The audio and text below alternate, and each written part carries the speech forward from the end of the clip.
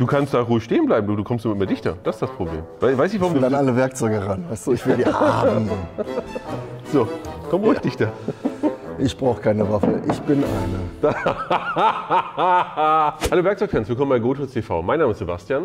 Mein Name ist Michael, ich bin Anwendungstechniker der Firma Bosch Professional. Und manchmal passieren Unglücke. Huch! Ja, so leicht kann es passieren, wenn man etwas ungeschickt ist. Aber es gibt ja 1000 Gründe, warum die Fliese kaputt ist. Und wir zeigen dir heute, wie es sehr einfach geht, dass du die Fliese austauschen kannst. Ja. Im Grunde haben wir auch jetzt eine Situation, die echt ein richtiger Graus ist. Wir haben wunderschöne geflieste Oberflächen und dann hast du irgendeinen Grund, warum die Fliese dann doch raus muss. Bei mir ist es vor kurzem passiert, ich habe eine Bodenfliese gehabt, die habe ich auch selbst verlegt und da habe ich einen Spannungsriss drin, warum auch immer. Ich habe halt alles gedacht, aber Fliese ist kaputt.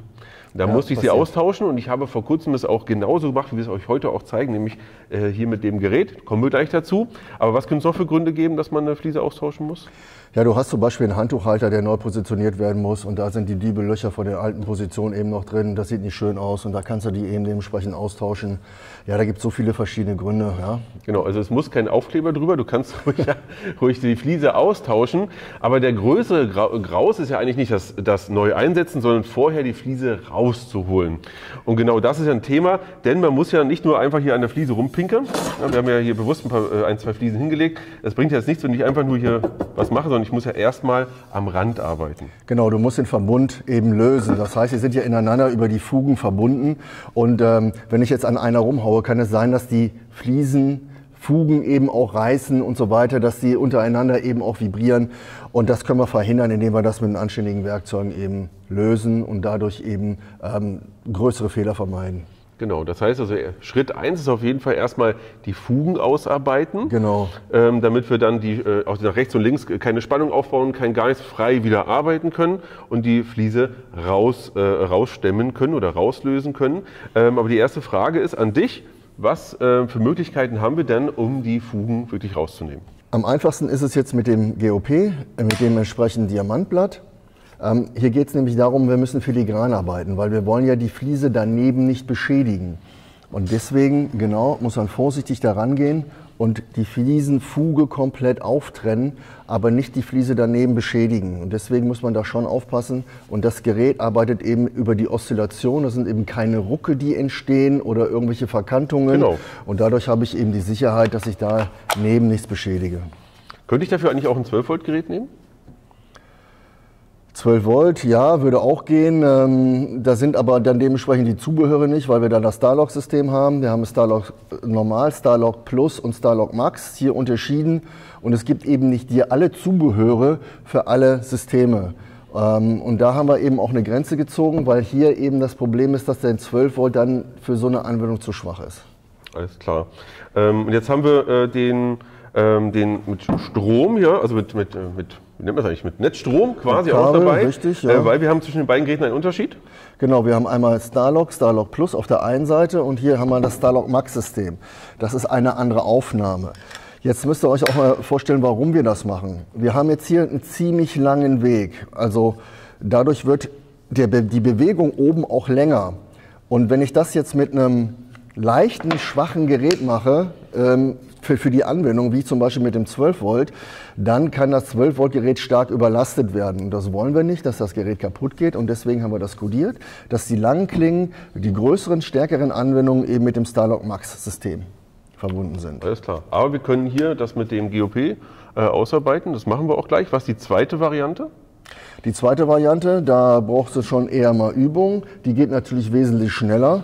Das ist jetzt zum Beispiel hier mit einem kleinen Winkelschleifer. Ist ein 12 Volt Gerät, würde voll und ganz reichen, weil wir da eben auch einen kleinen Durchmesser haben, um dann eben vorsichtig zu arbeiten. Das heißt, ein Verkanten ist da relativ selten. Der ist nicht so kraftvoll, dass ich da irgendwo schnell verrucke. Und hier würde ich noch einen zusätzlichen Tipp anwenden. Wir haben jetzt hier eine Absaugung, weil hier entstehen natürlich unheimliche Stäube. Das ist eigentlich zum Bohren gedacht, für größere Durchmesser, aber diesen Bürstenkranz kannst du auch rausmachen und hast jetzt hier genug Platz, um den anzubringen. Wir haben jetzt hier eine Saugkammer, hier ist der Bypass, wo die Luft rausgeht, das heißt auch trotz der großen Öffnung saugt er sich an die Wand an. Und jetzt hast du hier eben Platz, um mit dem kleinen Winkelschleifer sauber in die Fuge zu gehen und deine Stäube eben abzusaugen. Genau, der Vorteil von dem hier ist es, wir müssen weniger absaugen, beziehungsweise der Staub, der entsteht nur an dieser kleinen Stelle und wird nicht irgendwo hingeschleudert, genau. Im Gegensatz zum kleinen Winkelschleifer. Aber bevor wir jetzt noch mehr reden, lasst uns das einfach ausprobieren. Gerne.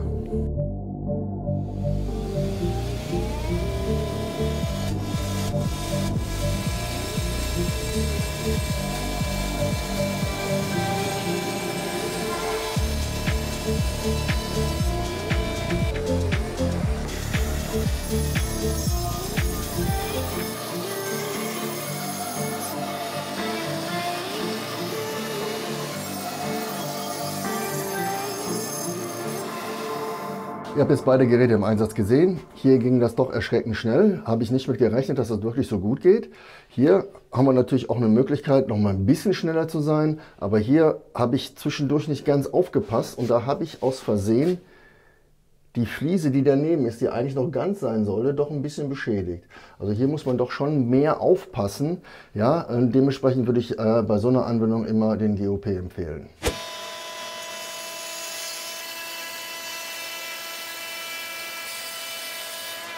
Wenn ihr jetzt hier die Fliese rausnehmen wollt, könnt ihr das auch mit einem normalen Hammer machen und aufpassen und vorsichtig rangehen. Aber ihr habt natürlich auch die Möglichkeit, mit einem Akkubohrhammer Meißelfunktion zu arbeiten und entsprechenden Meißeln.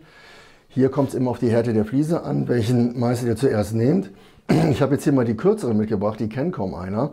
Die haben natürlich den Vorteil, dass du in engen Räumen, je nachdem, wo du arbeitest, im Badezimmer hast du manchmal nicht so viel Platz. Und der Bohrhammer hat natürlich auch seine Länge. Hast du mit den kürzeren Meißeln eher eine Chance, erstmal grob hier vorzuarbeiten. Aber der ideale Meißel, um Fliesen eben auch komplett rauszunehmen, auch nicht nur eine kleine, ist dieser Fliesenmeißel.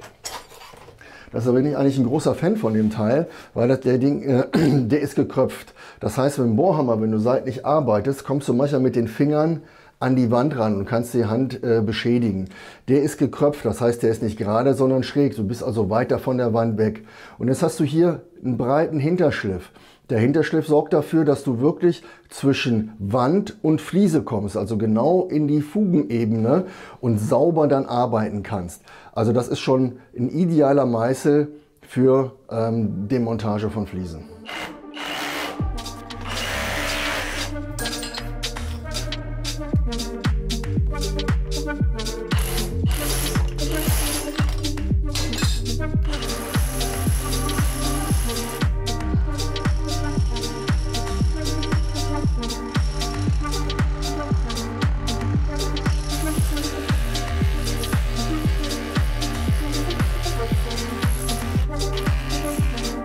Das muss man aufpassen, wenn wir das mit dem Bohrhammer machen. Wir haben jetzt die Meißelfunktion, also schon relativ kraftvoll. Und hier müssen wir aufpassen, dass wir nicht abrutschen. Deswegen habt ihr gesehen, war ich leicht ein bisschen zögerlich, weil ich einfach die Bedenken hatte, wenn ich jetzt zu kräftig reingehe, hat man zwischendurch auch gesehen, dass ich vielleicht sogar hinter die nächste Fliese komme.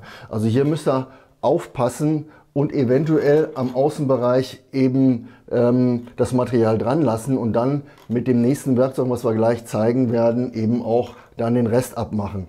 Weil hier ist das eigentlich ideal, wenn ich komplett alles abstemmen möchte, die komplette Wand. Da ist das jetzt in leichter Folge natürlich weiterhin zu machen. Aber für die eine Fliese müsst ihr hier schon aufpassen, damit ihr eben mit der Wucht des Hammers nicht alle Fliesen abnimmt. Der Bohrhammer hat jetzt aus Sicherheitsgründen nicht alles weggemacht, weil wir wollen ja nur die eine Fliese austauschen. Jetzt haben wir überall noch Reste. Hier an der Ecke, da unten ein bisschen und hier oben in der recht oben Ecke auch noch. Und da haben wir jetzt die Delta-Platte hier mit dem Hartmetall bestückten Material, sodass wir da wirklich sauber in die Ecke kommen und die Reste in der Fläche abmachen können. Ja, deswegen ist das eine große Auflage, eine gerade Fläche, damit wir auch da nicht in die Wand reinkommen. Und wie das geht, zeige ich euch jetzt.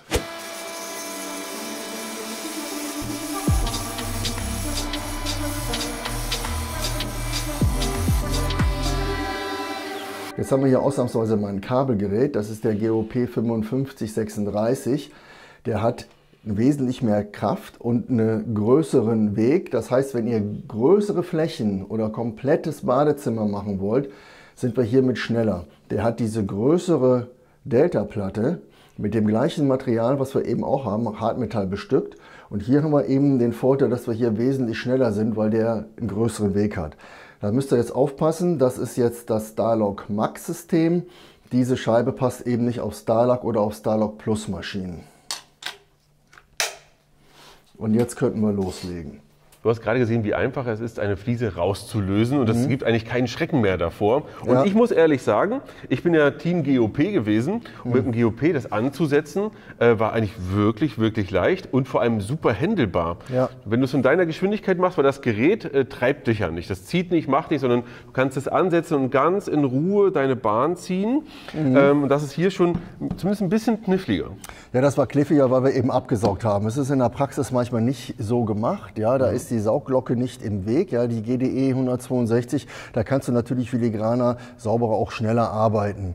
Allerdings stehst du nach 2 Minuten so im Staub, da saugst du auch nicht. Da saugst du eher mit der Lunge ab und das will nicht jeder. Ne? Genau, das ist auch übrigens ein Riesenvorteil. Die meisten kennen übrigens hier die Absaugung gar nicht. Ja. Ja, also wenn man das Ganze richtig positioniert, dass man hier dieses Absaugloch auch genau hier an der Fliese positioniert, also für euch halt hier, gehe ich entsprechend entlang, kann ich hier nochmal das wunderbar absaugen. Dann ist es auch so, dass der Staub wirklich in Grenzen gehalten wird, aber die Maschine an sich erzeugt ja keinen Staub, der rumgewirbelt wird, sondern nur an der einen Stelle und im Zweifel fällt er einfach auch nur runter. Genau, der fällt einfach nur runter, weil der nicht verwirbelt wird wie beim Winkelschleifer, weil der in einer hohen Geschwindigkeit rotiert. Genau, das heißt also, auf die Art und Weise kannst du für dich schön einfach rauslösen, dann hier nochmal mit putzen und dann schon ist es bereit für die neue Fliese. Genau. Also ich muss sagen, eigentlich sollte man davor jetzt keine Angst mehr haben. Einfach machen, einfach mal ausprobieren. Vielleicht habt ihr mal ein altes Bad, wo ihr sagt, das muss sowieso raus. Oder geht zum Nachbarn rüber, wie auch immer, und probiert es einfach mal aus. Und das hier fand ich eine interessante Sache, kannte ich nämlich überhaupt nicht. Ja, also das ist eigentlich einer meiner Lieblinge von den Meißeln. Vor allem, wenn du den einsetzt, hast du immer den Vorteil, dass du mit den Fingern nicht an der Wand rankommst. Wenn du einen normalen Flachmeißel nimmst oder noch einen kurzen, da kommst du immer in die Bedrängnis, dass du deine Hand an der Wand hast. Und da können Verletzungen entstehen. Aber du hast eben auch das Problem, dass du eventuell, wenn du die von der Wand wegholst, dann in die Wand reinbringst, ja, mit der Spitze. Und das verhindert einfach hier die große Fläche, der Hinterschliff, dass du sauber ansetzen kannst und zwischen Fliese und Wand sauber arbeiten kannst. Mit Fliegen hat das nichts zu tun. Genau.